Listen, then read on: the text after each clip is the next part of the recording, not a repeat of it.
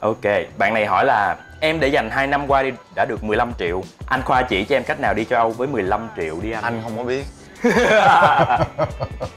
Có lời anh khuyên thì, nào cho em này không? Thầy khuyên là em đi làm cho tiết kiệm nhiều hơn, để có một chuyến đi nó tốt đẹp hơn. Bao nhiêu tiền thì mới đi châu Âu được anh? Thì đương nhiên ít nhất mình cũng phải đủ tiền để mình chạy với máy bay, economy, khách sạn. Đấy, tại vì đối với anh quan điểm là du lịch thì không nhất thiết là phải cần xa xỉ, nhưng mà ít nhất nó cũng phải thoải mái. Giống như khi em xác định em đi du lịch theo kiểu thám hiểm, ví dụ như đi leo núi ở Kilimanjaro, hay là đi Nam Cực, Bắc Cực, hay là đi rừng Amazon, hay là đi Sahara, ok, đó là cái kiểu đi thám hiểm. Mọi thứ nó chỉ cần ở mức cơ bản là mình cảm thấy mình hài lòng, vui vẻ. Tại vì đó là trải nghiệm. Còn ví dụ mình đi châu Âu thì theo anh nghĩ nếu đã đi thì nên đi nó kiểu nó thoải mái, nó nhẹ nhàng hơn. 60 triệu, ok, anh nghĩ 60 triệu mua vé vào khách sạn, ok. Ăn uống basic. Yes. Được mà đúng không? 15 triệu lên 60 triệu được, chuyện làm đúng. được hết.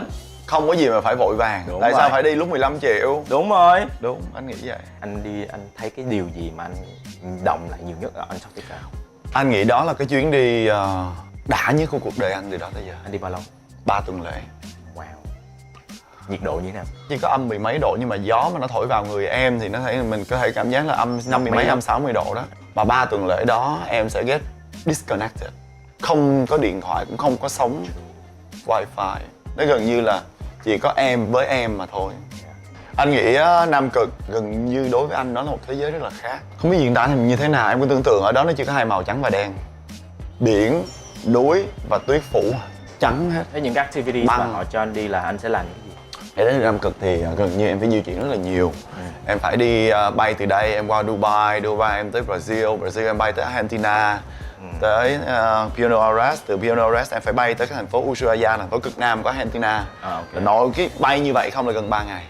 Sau đó em phải leo lên, bắt đầu mới lên cái cruise để em đi, và em sẽ ở trên cruise đó khoảng 15 ngày. Và để đi đến Nam Cực thì em phải đi qua được một cái vùng biển nó gọi là Track Passes, là một trong những vùng biển nguy hiểm nhất thế giới. Tại vì đó là nơi giao thoa giữa Thái Bình Dương với lại hình như Đại Tây Dương á. Thì đó là giữa giao thoa giữa một dòng biển nóng và dòng biển lạnh. Nên cái biển đó lúc nào nó cũng là biển động hết, và lúc nào nó cũng bão tố hết. Leo lên cái cruise đó là cái tàu của em lúc nào nó cũng như vậy. Cả một tàu hỏi. Mà nó xảy ra kiểu cả đêm vậy? Ngày và đêm, nằm trên giường một đêm bị quăng xuống giường là 3-4 lần vậy đó. Oh my god. Đó thì sau 6 ngày bầm dập đó thì em mới bắt đầu đặt chân được tới cái Nam Cực. Và 6 ngày vô được thì phải có 6 ngày ra được. Đó, rồi em sẽ có thêm khoảng 1 tuần em ở. Và ở Nam Cực thì mình sẽ đi đâu? Mỗi ngày 2 lần, từ tàu lớn em sẽ xuống những cái tàu nhỏ. Zodiac á, bắt đầu họ đưa mình vô đảo, họ đưa mình vô núi, lên núi, rồi mình ngắm chim cánh cụt, rồi mình đi mình penguin, mình ngắm hải cẩu, seal, mình ngồi giữa đại dương mình chờ để bắt đầu mình ngắm cá voi. Còn food, ăn uống và ở thì toàn bộ trên tàu. Mỗi ngày họ phục vụ mình 3 lần, sáng 1 tiếng, trưa 1 tiếng, tối 1 tiếng. Wow. Đi về có lên ký hay là xuống ký hay là bị như thế nào? Chắc chắn là xuống ký, rất là cực, nhiều đồ. rất là cực. Và sắp tới anh tiếp tục là định đi tháng 8 năm sau anh sẽ đi Bắc Cực. Arctic nó là đại dương, cái châu lục thứ 7 của thế giới. Nhưng mà Bắc Cực thì không phải là châu lục, nó là biển. Vậy thì là mình sẽ đi đến, mình vẫn ở trên thuyền. Có nghĩa là cruise. Đúng rồi, mình ice breaking cruise, cái đó là tàu phá băng, em sẽ đi bằng tàu phá băng.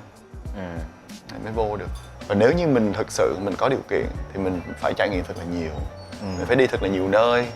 Anh rất là tìm hiểu về những cái nền văn hóa khác nhau, những cái lối sống khác nhau, những cái lối sống con người khác nhau ở nhiều đất nước khác nhau. Đối với anh cái đó là một cái sở thích rất là lớn.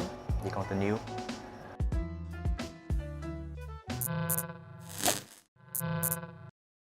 Các bạn vừa mới xem Bar Stories. Nếu bạn thích video clip vừa rồi thì đừng quên chia sẻ và bình luận thêm nhé. Nhớ đăng ký Dustin on the Go.